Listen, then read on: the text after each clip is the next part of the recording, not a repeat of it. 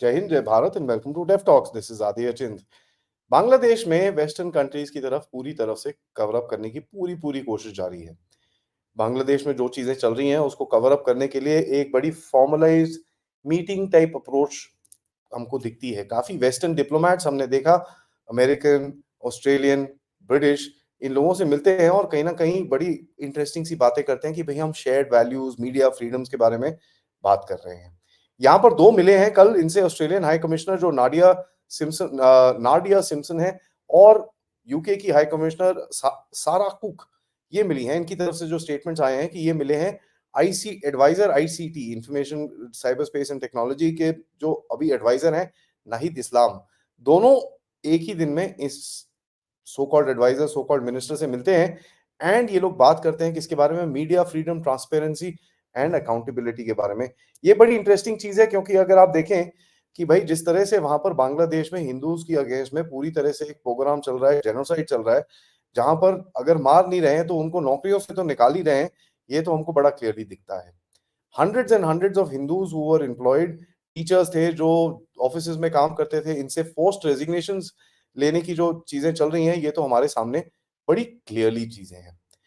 और funny thing is कि ये एक कंट्री है, चलिए हिंदूज पे तो अब समझ में आता है कि भाई इसका कुछ लॉजिक बनता है, वो इस्लामिस्ट हैं तो हिंदुओं पे अटैक चल रहा है वहां पर, चलिए ठीक है, मान लेते हैं। बट यहाँ पर तो ऐसा है, ये एक ऐसा कंट्री है जहां पर ये जितने सो कॉल्ड प्रोटेस्टर्स हैं, क्या हैं मुझे समझ नहीं आता, ये अपने ही देश पे अभी अटैक करना शुरू कर दिया है इन लोगों ने। पंगा क्या है? पंगा ये है कि अभी एक पावर स्ट्रगल चल रहा है, आपको सबको पता है। बीएनपी एंड जमात के मैंने स्टेटमेंट्स आपको बताया कि भाई बीएनपी नाखुश थी जमात को अनबैन होने पे। जमात ने जाके स्टेटमेंट दिया कि भाई बीएनपी अपने पैरों पे खड़ा नहीं हो सकती है। जमात ने तो यहां तक बोल दिया कि भाई भारत से बड़ा कोई दोस्त नहीं है बांग्लादेश का, और हमको भारत से बात करनी चाहिए, ऑल्दो मैं उसका कोई विश्वास करता नहीं हूं। यहाँ पर देखिए, अभी अटैक्स तो काफी चल रहे हैं, प्रोटेस्ट चल रहे हैं, पता नहीं प्रोटेस्ट किसके लिए कर रहे हैं ये लोग, क्योंकि जो इनको रिजीम चेंज करना था, जो गवर्नमेंट चेंज करनी थी, वो तो हो गई।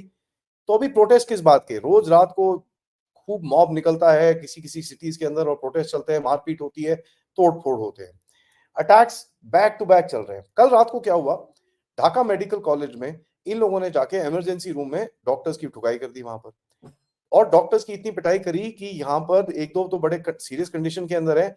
यहाँ पर जो नेशनल इनकी जो कोई डॉक्टर्स एसोसिएशन है, उन्होंने बोला कि भाई नेशन वाइड डॉक्टर स्ट्राइक। तो यहाँ पर जिस तरह से हालत है वैसे बांग्लादेश की, nation wide doctor strike is gonna do unspeakable things to that particular country. पता नहीं क्या होगा उसका और क्या चीजें चलेंगी। काफी रिपोर्ट्स, ग्राउंड रिपोर्ट जो मेरे पास आ रही हैं कि भाई पेट्रोल पंप्स के अंदर अभी पेट्रोल मिलना बंद हो गया है, ब्लैक में चलना शुरू हो गया है, और यहाँ तक कि जिन पेट्रोल पंप्स के अंदर पेट्रोल है वो नॉर्मल पेट्रोल प्राइस से ऊपर चार्ज कर रहे हैं, क्योंकि लॉलेसनेस है, कंप्लीट लॉलेसनेस है। पुलिस तो एक्टिव है नहीं, आर्मी इधर उधर घूम रही है। आर्मी बाय द वे अपने जूनियर ऑफिसर से डरती है। मेरे पास एक चिट्ठी आई है जहां पर जूनियर ऑफिसर्स ने आर्मी चीफ को लिखा था कि भाई हम आपके अगेंस्ट में स्ट्राइक करेंगे अगर आप शेख हसीना के ऑर्डर्स को मानेंगे। तो ये कहीं ना कहीं जो चीजें हुई हैं, this is something that we been talking about on this particular channel for a long time, कि बांग्लादेशी आर्मी को प्लीज अपनी इंडियन आर्मी की तरह कंपेयर मत करिए कि एकदम स्ट्रेट सिंपल डिसिप्लिन लोग हैं ये बड़े, ऐसा नहीं है। एक तो इस्लामिस्ट इनके अंदर बहुत जबरदस्त पेनिट्रेशन है।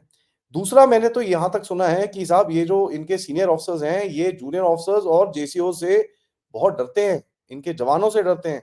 They are not able to pass orders to them. ये एक जो चिट्ठी मेरे हाथ में आई है, जहां पर जूनियर ऑफिसर्स ने एक चिट्ठी लिखी थी बांग्लादेश के जो सो कॉल्ड गवर्नमेंट है और जो भी ये जो आर्मी चीफ थे, इन्होंने बोला था कि साहब अगर आप ये स्ट्राइक बंद नहीं करेंगे तो हम आपके पीछे भी यहाँ पर पड़ना शुरू हो जाएंगे। तभी भी आपको दिखा कि भाई आर्मी चीफ ने भागते दौड़ के शेख हसीना से जो भी बात करी थी और जो भी चीजें उस टाइम पे 5 अगस्त को हुई थी। पेट्रोल पंप बंद है, डॉक्टर्स पे अटैक चल रहे हैं, गारमेंट इंडस्ट्री प्रीटी मच ठप होने को आई है। यहाँ पर मैं आपको बताऊं, जो बांग्लादेश की सबसे बड़ी गारमेंट इंडस्ट्री है जिसका नाम है बर्ड्स ग्रुप, उन्होंने कल परसों शाम को बोला कि साहब हम लोग अपना ऑपरेशन यहाँ पर बंद कर रहे हैं, we can not sustain this any more. ये एक इंडस्ट्री से, ये एक कंपनी से 1 से 1.5 लाख लोगों की नौकरियां वहीं जाएगी, और ये नौकरियां जब जाएंगी वो पूछेगा नहीं कि ये भाई हिंदू थे कि मुसलमान थे। वसुंधरा ग्रुप, रेमेक्सिको ग्रुप, गाजी ग्रुप, प्राण आरएफएल ग्रुप फैक्ट्रीज, ये सब में लूट मार पिछले 3-4 दिनों में हुई है, और यहां तक की हुई है कि ये फैक्ट्रीज अभी इनऑपरेबल है, जहां पर 5 से 6 लाख लोगों की और नौकरी अब खतरे में आनी शुरू हो चुकी है। तो ये तो ग्राउंड सिचुएशन है। पॉलिटिकली देखें भैया, अभी एक एक बड़ा डिस्कशन चल रहा है बांग्लादेश के अंदर कि भाई ये शेख हसीना ने रिजाइन तो करा, लेकिन इसका रेजिग्नेशन किसी ने अभी तक देखा नहीं है। Even the politicians have not seen it. तो क्या एक्चुअली रिजाइन करा है कि नहीं करा? क्योंकि कहीं ना कहीं लोग कॉन्स्टिट्यूशन की बात कर रहे हैं, क्योंकि कॉन्स्टिट्यूशन में इनके लिखा हुआ है अगर प्राइम मिनिस्टर इनका रिजाइन करता भी है, that prime minister needs to continue in office till the time a new prime minister is appointed. And new prime minister is not appointed, by the way, sorry, it is elected. तो भाई अगर शेख हसीना को resign कराना भी था तो Sheikh Hasina can not be remove from the prime minister's position. ये इनका कॉन्स्टिट्यूशन है साहब, मेरा नहीं है। यहाँ पर ये जो यूनिस के जितने एडवाइजर्स हैं, जितने ये लोग हैं, इनमें से एक भाई बड़ा जरा इंटरेस्टिंग सा आया है। इसकी पूरी प्रोफाइल मेरे पास आई है अभी, मैं धीरे धीरे उसके ऊपर डिगिंग कर रहा हूँ, क्योंकि ये भाई अभी एक नया कॉन्स्टिट्यूशन और एक अमेंडेड कॉन्स्टिट्यूशन के बारे में बात करनी शुरू हो गया है। ये एक सीनियर फेलो है अटलांटिक काउंसिल का, अमेरिकन है। ऑफ कोर्स फिर कहाँ से आपको गहरे राज्य का क्या कनेक्शन है अटलांटिक काउंसिल के साथ, इसके बारे में तो आप सबको पता ही है।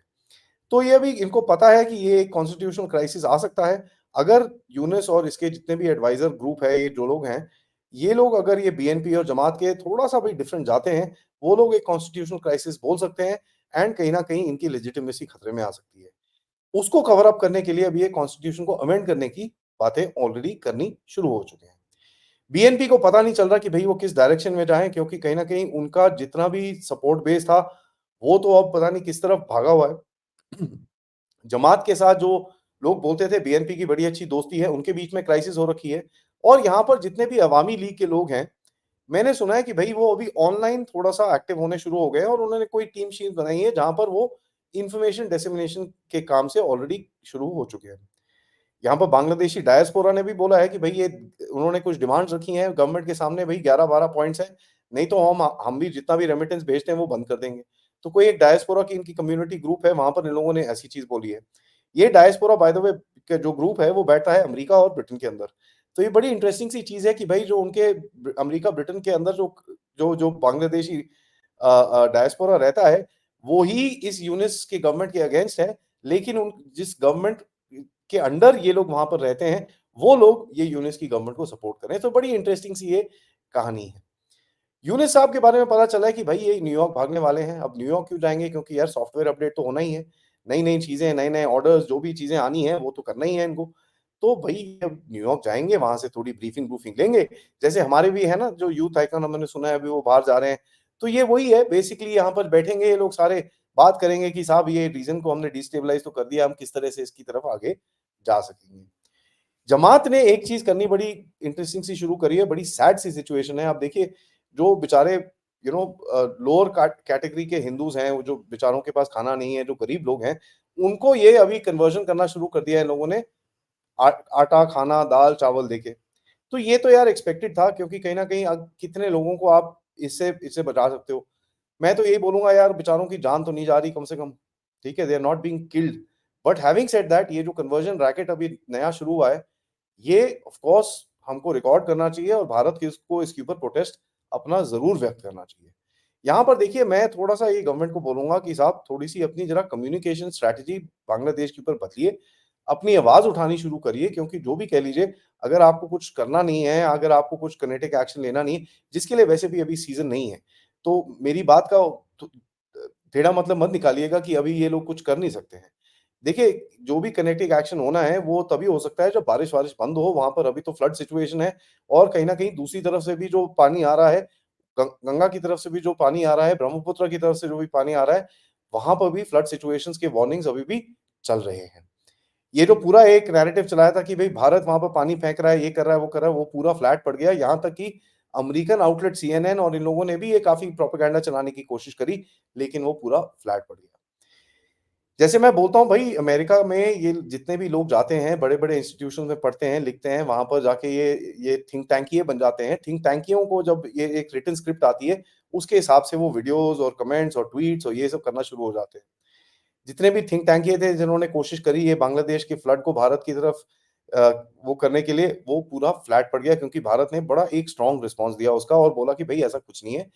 यहाँ तक कि 2-3 दिन के बाद वही आउटलेट्स, जो लोग पहले फ्लड भारत का बोल रहे थे, अब वही अपने आप को डिबंक कर रहे हैं कि नहीं, नहीं, वहाँ पर कहीं न कहीं कुछ और गड़बड़ भी है, बारिश थोड़ी ज़्यादा हो रही है, ये हो रहा है, वो हो रहा है। यहाँ पर आप देखिए भैया इन सबको पता चल रहा है कि क्राइसिस अभी डीपन हो रही है। लेकिन अब इसके बारे में ओपनली कुछ बोल तो सकते नहीं। यहाँ पर मोदी साहब ने जो प्रेसिडेंट बाइडेन के साथ किया था, जब उन्होंने हिंदूज़ और बांग्लादेश का नाम लिया और बाइडेन वो चीज़ नहीं ले पाए, उसके बाद हमारी एमईए ने भी बड़ी क्लियरली बोला कि साहब ये जो हमारा स्टेटमेंट है एब्सोल्यूटली एक्यूरेट है, इसके अंदर कोई गड़बड़ी नहीं है। अब वो अगर अमेरिकन्स को अपना स्टेटमेंट चेंज करना है, तो आप अमेरिकन से पूछ लीजिए उन्होंने क्यों स्टेटमेंट चेंज करा। ये थोड़ा एक प्रेशर तो बनाता ज़रूर है। तब से आप अमेरिका का थोड़ा-सा अपना हैंड्स ऑफ अप्रोच देखेंगे, लेकिन इनके जो बाकी टट्टू हैं, वो तो अभी शुरू हो चुके हैं। देखते हैं ये कहानी आगे कैसे जाती है, क्योंकि बांग्लादेश में एक इकोनॉमिक क्राइसिस एकदम एकदम दरवाजे के बाहर खड़ी है।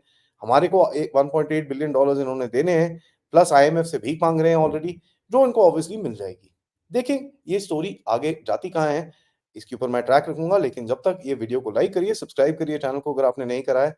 Most importantly share this with your friends and families end of course yes, आप लोग इस चैनल की तरफ कंट्रीब्यूट कर सकते हैं क्यूआर कोड, पेपैल या फिर सुपर स्टिकर सुपर चैट्स के साथ। मैं आपसे आज दोपहर में मिलूंगा live, back to base crackdown episode जो पिछले फ्राइडे को मैं आपके साथ नहीं कर पाया था, एंड आज रात को हम मिलेंगे कर्नल अजय रायना के साथ। जय हिंद, जय भारत।